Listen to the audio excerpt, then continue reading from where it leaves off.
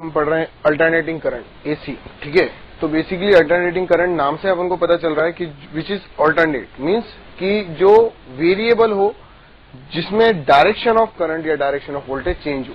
लेकिन देखिए सबसे पहले अपन बात करते हैं कि एक्चुअल में इसको जनरेट कैसे किया जाता है। एसी की जैसे अपन ने बात करी कि एक ऐसी करंट जो अपनी डायरेक्शन को कंटिन्यूसली चेंज करे। ठीक है, तो अपन ने जैसे जब डीसी पढ़ा था direct current in which direction of current will not change. ठीक है, तो अपन पहले बात करते हैं कि origin of AC means AC कैसे जनरेट की जाती है। तो हमने ईएमआई में पढ़ा था कि फ्लक्स में चेंज करने के तीन तरीके थे, या तो आप मैग्नेटिक फील्ड चेंज कर दें, या फिर आप एरिया चेंज कर दें, या फिर आप एंगल जो बी और ए के बीच में बन रहा है उसको चेंज कर दें। तो देखिए अपन ने यहाँ पर जो एक कॉइल ली है, ठीक है, रेक्टेंगुलर या स्क्वायर कॉइल, जिसको जब अपन ने मैग्नेटिक फील्ड के अंदर घुमाया ओमेगा से, तो किसी भी टाइम टी में जो एंगल रोटेट करेगी वो एंगल थीटा कितना होगा, ओमेगा टी। ठीक है, तो अगर मैं आपसे बोलूं कि जो फ्लक्स होगा वो फ्लक्स कैसे चेंज हो रहा है, तो देखिए B vector dot A vector और बी और ए के बीच में बनने वाला एंगल ओमेगा टी, तो ये हो गया बी ए कॉस ओमेगा टी। ठीक है, दैट मीन्स जो फाई है वो किसका फंक्शन आ रहा है, कॉस का।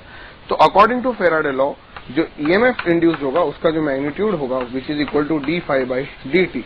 ठीक है, तो d phi by d t से अगर अपन बात करें B A sine omega t, हम मैग्नीट्यूड के बारे में बात कर रहे हैं, इस वजह से हम इसमें माइनस साइन नहीं लगा रहे क्योंकि कॉस का डिफरेंशिएशन क्या होता है, माइनस साइन। ठीक है, तो omega B A sine omega T, तो मैं ई इंड्यूस को क्या बोल सकता हूं कि जो इंड्यूस ईएमएफ है वो B A omega sine omega T having maximum value is B A omega, मतलब तो E induce is equal to E naught, maximum value E naught sine omega T. और अगर मैं हम ये मानकर चलें कि जो ये कॉइल है इसका जो रेजिस्टेंस है वो आर है, तो आई कितना होगा, ई बाय आर, तो I is equal to E naught by R sine omega T, तो I is equal to I naught sine omega T. तो बेसिकली अपन ये बात कर सकते हैं जो हमने ईएमआई में भी पढ़ी, क्या कि जो मैग्नेटिक फील्ड में अगर किसी कॉइल को रखकर घुमाया जाता है तो उस मैग्नेटिक फील्ड की डायरेक्शन और एरिया वेक्टर की डायरेक्शन में जो एंगल है वो कंटिन्यूसली चेंज होता है। इसके वजह से जो उससे पास होने वाला फ्लक्स होता है वो भी चेंज होता है, और अगर फ्लक्स में चेंज हो रहा है, फ्लक्स में चेंज होने की रेट अगर आप डिफाइन कर रहे हैं तो वहां पर एक ईएमएफ इंड्यूस होगा अकॉर्डिंग टू फेराडे लॉ, और उसी ईएमएफ को हमने क्या बोला, ई नॉट साइन ओमेगा टी। और देखिए जब ई नॉट साइन ओमेगा टी के बारे में बात करेंगे तो ये साइन का फंक्शन आ रहा है, दैट मीन्स कि which is variable in which कि E induce changes its direction continuously according to sine function. तो ये हुआ हमारे एसी कि हम एसी कैसे जनरेट कर रहे हैं, in which magnetic field and area vector, angle between magnetic field and area vector is changes, then ये one EMF is induced which is known as क्या, अल्टरनेटिंग करंट। ठीक है, तो हमने बात करी कि एसी कैसे जनरेट की जाती है। ठीक है, नाउ अपन बात करते हैं थोड़े से कि एसी और डीसी में क्या डिफरेंसेस हैं। क्या, देखिए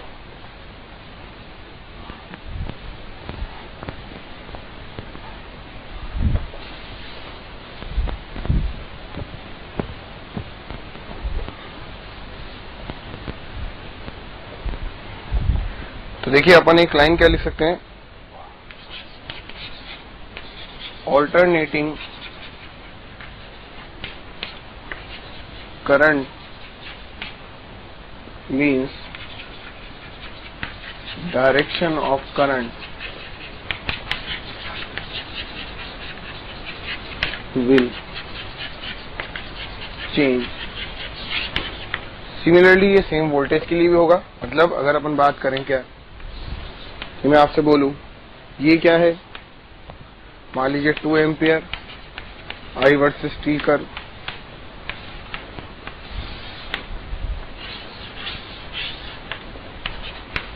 आई वर्सेस टी कर्व, ठीक है, 5 ampere.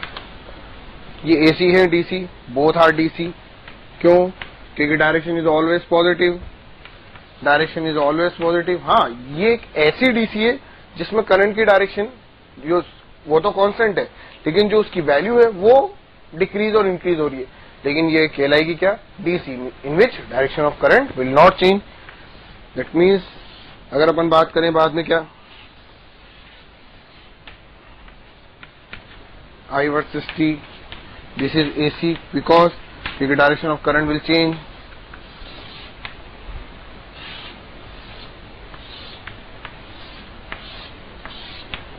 This is again AC, क्यों? क्योंकि direction of current will also change. AC। तो देखिए AC और DC में डिफरेंस क्या कि direction of current, if direction of current changes then this current is known as alternating current, ठीक है। और अगर डायरेक्शन चेंज नहीं हो रही, चाहे वो वेरिएबल हो, मीन्स उसकी वैल्यू कम ज्यादा हो रही हो, लेकिन अगर डायरेक्शन नहीं बदल रही तो उसको हम क्या बोलेंगे? DC, ठीक है ना। इसको नोट कर लीजिए।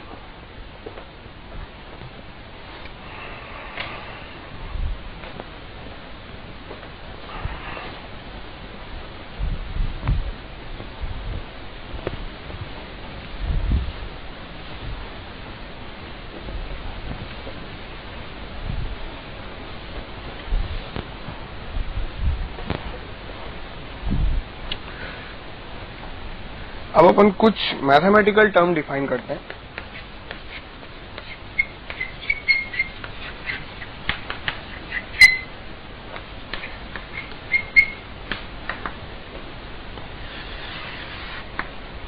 मैथमेटिकल टर्म, ठीक है।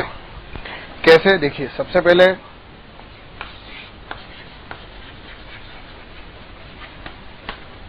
एवरेज फंक्शन, कि हम एवरेज बताना चाहते हैं, ठीक है। तो देखिए अगर सबसे पहले अगर एक इलस्ट्रेशन ले कि मैंने दे दिया I is equal to 2t+1, that means function of time, ठीक है। अगर मैं आपसे पूछूं कि I एवरेज कितना होगा तो आप क्या बोलेंगे? Delta Q by delta T, ठीक है। तो देखिए अगर मैं आपसे इंस्टेंटेनियस वैल्यू ऑफ करंट पूछता तो आप टाइम की वैल्यू यहां पर पुट करते और आंसर निकाल लेते, लेकिन मैंने आपसे I एवरेज पूछा है। तो सबसे पहले तो आप उस टाइम इंटरवल में फ्लो होने वाले चार्ज को कैलकुलेट करेंगे, उसके बाद उसमें टाइम को डिवाइड करके एवरेज निकालेंगे। तो बेसिकली जो हमारा सबसे इंपॉर्टेंट टास्क है वो है कि हम डेल्टा Q कैलकुलेट करें। क्या कैलकुलेट करें? Delta Q। फॉर सपोज कि मैं आपसे बोल रहा हूं कि किसी भी टाइम के लिए आप एवरेज निकालिए, तो देखिए डेल्टा Q जो होगा उसको कैसे कैलकुलेट करें? तो अगर मैंने इस I को dQ बाई dt पुट किया तो मैं क्या लिख सकता हूं? 2t+1, ठीक है। तो अगर इसको 2t+1 पुट करा तो dQ is equal to 2t+1 dt। मान लीजिए कि मैं आपसे बोल रहा हूं कि ये 0 से t तक के लिए कैलकुलेट करना है, तो 0 से t के बीच में Q चार्ज फ्लो हो गया, तो Q is equal to 2t plus integration 0 से t 2t+1 dt। देखिए तो एवरेज जो आएगा I एवरेज, तो I एवरेज में क्या लिखूंगा? क्या इसको मैं ऐसे भी लिख सकता हूं कि 0 से t जो फंक्शन दे रखा है टाइम का इंटू dt, ठीक है। तो I एवरेज इज 0 से t ft dt upon time interval कितना? 0 से t के बीच में एवरेज निकाल रहे हैं, दैट मीन्स टाइम इंटरवल भी हो गया t, तो इसको अपन क्या लिख सकते हैं? 0 से t dt, ठीक है। तो देखिए अगर मुझे किसी क्वांटिटी का एवरेज निकालना है तो मैंने क्या करा? उसी क्वांटिटी को उस टाइम इंटरवल में इंटीग्रेट किया, ठीक है, जो फंक्शन दे रखा है, और अपॉन टाइम इंटरवल। तो क्या हम जनरल फॉर्मूला ऐसे लिख सकते हैं कि I एवरेज या कोई भी किसी भी फंक्शन का एवरेज F एवरेज, मतलब किसी भी फंक्शन का एवरेज जो होगा वो क्या होगा? 0 से t ft dt अपॉन 0 से t dt। मतलब फॉर एनी फंक्शन एवरेज जो होगा, ठीक है, वो इस फॉर्मूले से कैलकुलेट किया जाएगा। तो आप काइनेमेटिक्स में जब एवरेज वगैरह निकालते हैं, velocity as a function of time देकर अगर आपसे एवरेज स्पीड वगैरह या एवरेज वेलोसिटी वगैरह पूछी जाए तो भी आप इस फॉर्मूले को यूज कर सकते हैं। उस टाइम अपन को इतनी जरूरत नहीं पड़ती, लेकिन अभी जैसे सपोज करिए कि कोई भी जनरल फंक्शन दे दिया जाए और उसका एवरेज पूछ लिया जाए, तो हमको अगर फॉर्मूला पता भी नहीं हो कि उसका एवरेज कैसे कैलकुलेट किया जाता है, ठीक है, तो हम उसकी वैल्यू कैलकुलेट कर सकते हैं बाय दिस फॉर्मूला। इसको नोट कर लीजिए।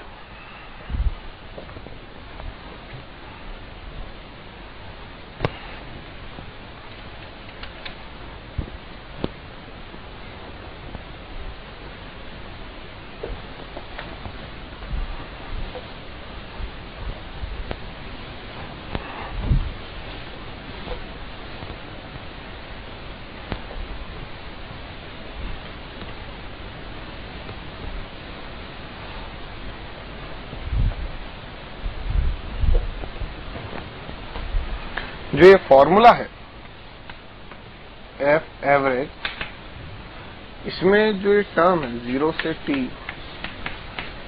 F T D T upon 0 से t डी टी, इसको हम ऐसे भी लिख सकते हैं, area under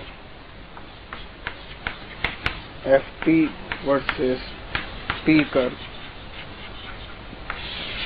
upon time interval. ठीक है, जो है वो एरिया, ये टर्म क्या रिप्रेजेंट कर रही है अपन को, एरिया किसका, एफ वर्सेस टी कर्व का एरिया, जिसका भी फंक्शन हमें गिवन है उसका एरिया। तो एरिया अंडर, अगर कर्व वाले क्वेश्चंस गिवन हो आपको तो कर्व वाले क्वेश्चंस में एरिया कैलकुलेट करें और उस टाइम इंटरवल से डिवाइड करें तो उस क्वांटिटी का क्या आ जाएगा, एवरेज।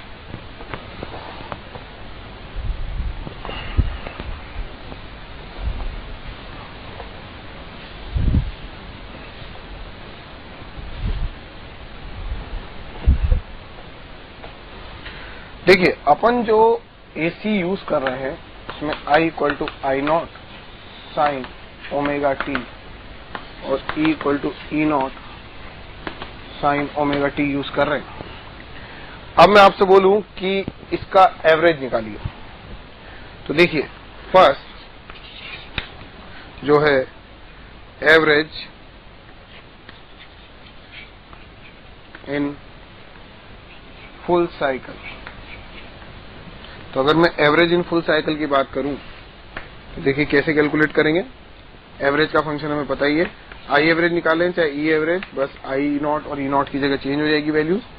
देखिए एक टाइम पीरियड के लिए अगर मैं बात करूं क्या कि अगर मैंने यहां पर एक फंक्शन बनाया ये एसी, तो अगर ये आई का फंक्शन है तो ये I naught maximum which is equal to T by two which is equal to T. ठीक है, तो अपन क्या लिख सकते हैं, 0 से t तक के लिए इंटीग्रेट करें पूरे फुल साइकिल के लिए, आई की वैल्यू कितनी, I naught sine omega T D T upon time interval कितना t, तो 0 से t dt।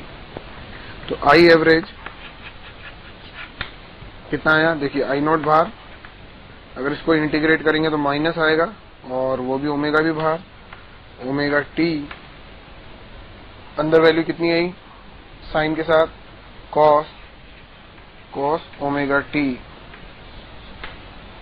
ठीक है, तो ये हुआ 0 से t, माइनस बाहर ले लिया अपन ने, कॉस ओमेगा टी। तो देखिए t की वैल्यू जब t पुट करी तो 2 पाई बाई टी, तो 2 pi 1 cos 0 1, that means I average is 0, मतलब in one full cycle I naught sine omega t का एवरेज कितना आ रहा है, 0।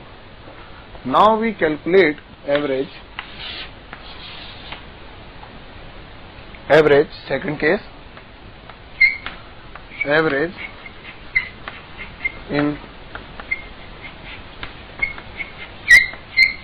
हाफ साइकिल, किसमें, हाफ साइकिल में एवरेज। तो हाफ साइकिल में एवरेज देखिए क्या होगा, I average is equal to 0 से t by two I naught sine omega T upon t by to. ठीक है, तो एवरेज इन हाफ साइकिल निकाल रहे हैं हम अपन, तो आई एवरेज, आई नॉट और t बाई टू बाहर ले लिया तो 2 आई नॉट बाई टी। ठीक है, और साइन ओमेगा टी का डिफरेंशिएशन इंटीग्रेशन जो होगा वो कॉस आएगा डिवाइड बाय ओमेगा, तो ओमेगा को यहां पर ले लिया अपन ने। ठीक है, और वो माइनस के साथ आएगा तो माइनस बाहर आ गया, इंटीग्रेशन के बाद आया कॉस ओमेगा टी 0 से t बाई टू। ठीक है, तो जो आई एवरेज होगा वो आई एवरेज होगा अपने पास, देखिए t बाई टू, तो cos omega minus 2 I not upon omega T cos 2 pi by T. Omega को क्या लिख दिया, 2 पाई बाई टी, पहले रखा t by to minus cos 0। ठीक है, t से t, 2 से 2 कॉस पाई माइनस 1 cos 0 1, तो -1 -2, तो आई एवरेज जो आया वो आया -2 माइनस बाहर है plus 4I0 upon omega T. तो अगर इसको भी चेंज करें 4I0 अपॉन ओमेगा को क्या लिख सकते हैं 2π/t इंटू टी से टी कैंसिल, ये 2, तो आई एवरेज जो आया वो आया 2I0/π। इसी तरह से अगर ई एवरेज के बारे में बात करें तो वो होगा 2E0/π।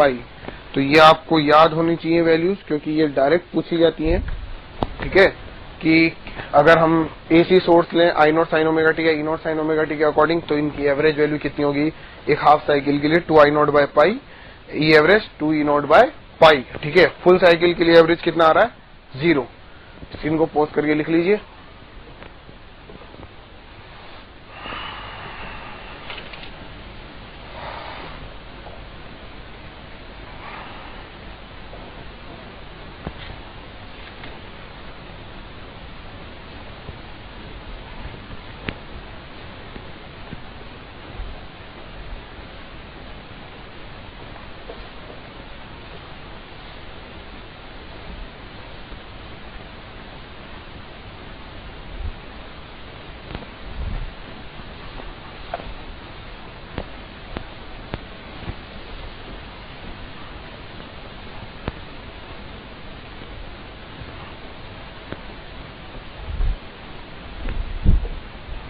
ठीक है, नेक्स्ट क्या,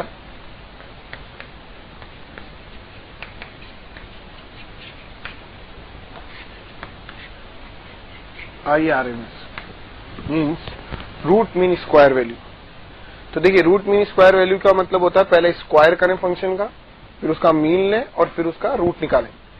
तो देखिए अगर मैं आई स्क्वायर के बारे में बात करूं तो आई स्क्वायर जो होगा वो कितना होगा I0 square sine square omega T, ठीक है। अब इस आई स्क्वायर का एवरेज लेना है, एवरेज का सिंबल बना दिया, ठीक है। तो ये कैसे होगा एवरेज, एक पूरे साइकिल के लिए 0 से t I0 square sine square omega T dt upon 0 से t dt। आई स्क्वायर का पहले स्क्वायर करिए, फिर मीन लीजिए, फिर रूट। तो देखिए पहले अपन ने स्क्वायर कर दिया, अब उसका मीन मीन्स एवरेज ले रहे हैं, ठीक है। तो पहले एवरेज कैलकुलेट करते हैं कितना आ रहा है। देखिए I0 स्क्वायर बाय टी, तो बाहर आ गया। अंदर जो फंक्शन है उस फंक्शन को अपन को इंटीग्रेट करना है, तो अगर इसको इंटीग्रेट करें अपन तो इंटीग्रेट देखिए साइन स्क्वायर को अपन को पहले कन्वर्ट करना पड़ेगा। तो 0 से टी साइन स्क्वायर टी को क्या लिख सकते हैं, देखिए अपन जानते हैं कि cos 2 theta is equal to cos 2 theta equal to 1 minus 2 sine square theta. तो ये हो गया आपके पास 1 minus cos 2 omega t divide by 2 into d t, ठीक है। क्योंकि cos 2 theta is equal to 1 minus 2 sine square theta, sine square इधर जाएगा, उधर 1 minus cos 2 omega t divide by 2। तो अब अपन को इसको इंटीग्रेट करना है और इसका मीन निकालना है। तो देखिए आई स्क्वायर का average is equal to I0 square by t integration जो होगा वो इसका कितना होगा 1/2 का t/2 माइनस कॉस का होगा साइन 2 ओमेगा टी, और पॉजिटिव होता है तो, और 2 पहले से ही है, एक 2 ओमेगा और बाहर आएगा, यानी ये हो गया 4 ओमेगा 0 से t। तो देखिए आई स्क्वायर का mean is equal to I0 square by t, values put करें तो जब t पुट करा तो आया t/2 माइनस ये हुआ 2π/t, 2π/t, t से t cancel, sine 4π, sine 4π is 0, और जब 0 पुट करेंगे तब भी 0, तो ये हो गया अपने पास 0। तो यानी आई स्क्वायर का average is equal to I0 square by 2, तो देखिए हमें क्या कैलकुलेट करना है, IRMS, IRMS। तो कितना हुआ, I स्क्वायर के एवरेज का अंडर रूट, तो ये कितना हुआ अपने पास, I0 बाय √2। ये आपको डायरेक्ट याद होना चाहिए, ठीक है, कि किसी भी क्वांटिटी का रूट मीन स्क्वायर वैल्यू कितना होता है, I0 बाय √2, उसके मैक्सिमम का √2। सिमिलरली ERMS कितना होगा, E0 बाय √2, ठीक है। स्क्रीन को पोस्ट करिए और लिखिए इसको।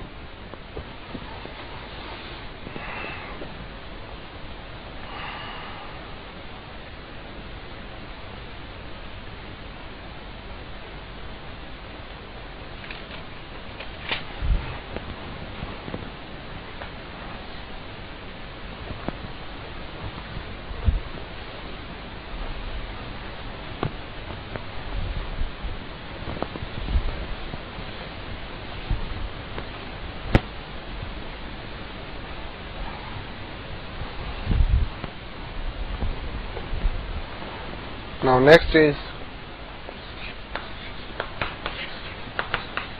utility of RMS value. हम RMS वैल्यू क्यों कैलकुलेट कर रहे हैं, देखिए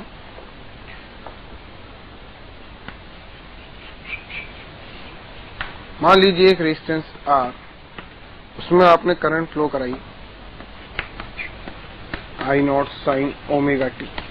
अगर मैं आपसे पूछूं कि बताओ कि t टाइम इंटरवल में कितनी एनर्जी डिसिपेट हो गई, तो आप एनर्जी डिसिपेशन क्या बोलेंगे, I स्क्वायर R t, और लेकिन यहाँ पर I कांस्टेंट नहीं है तो I स्क्वायर R dt। तो देखिए इसको अपन क्या लिखेंगे, energy dissipated is equal to I square यानी I0 square sine square omega t dt into R, और कहां से कहां तक, 0 से t टाइम तक। देखिए अपने पास जो IRMS था वो कितना था, I0 square sine square omega t into dt upon t का अंडर रूट। पहले स्क्वायर किया, फिर 0 से t तक मीन निकाला, फिर उसके बाद अंडर रूट किया। तो मैं एनर्जी डिसिपेशन में I0 square sine square omega t into dt को क्या लिख सकता हूं, I square RMS into t into R। तो देखिए एनर्जी डिसिपेशन जो आया अपने पास वो आया I स्क्वायर RMS RT। तो मतलब क्या हुआ कि अगर हमें जो करंट फ्लो हो रही है उसकी RMS वैल्यू पता हो, और जिस टाइम इंटरवल के लिए अगर हमें एनर्जी डिसिपेशन कैलकुलेट करना है, एनर्जी कितनी यूज हुई है वो कैलकुलेट करना है, तो अगर हमें उसकी RMS वैल्यू पता हो तो हम डायरेक्ट जैसे डीसी सोर्स में करते थे I स्क्वायर RT, बस यहां पर I की जगह क्या लिख लेंगे, IRMS स्क्वायर RT। तो this is the utility of RMS value, कि RMS वैल्यू पता होने पर आपका जो एनर्जी कैलकुलेशन है वो बहुत इजी हो जाता है। क्यों, क्योंकि डायरेक्ट हम उसको जैसे डीसी में कैलकुलेट करते थे एनर्जी डिसिपेशन, वैसे ही डायरेक्ट कैलकुलेट कर सकते हैं किसमें, एसी में, ठीक है।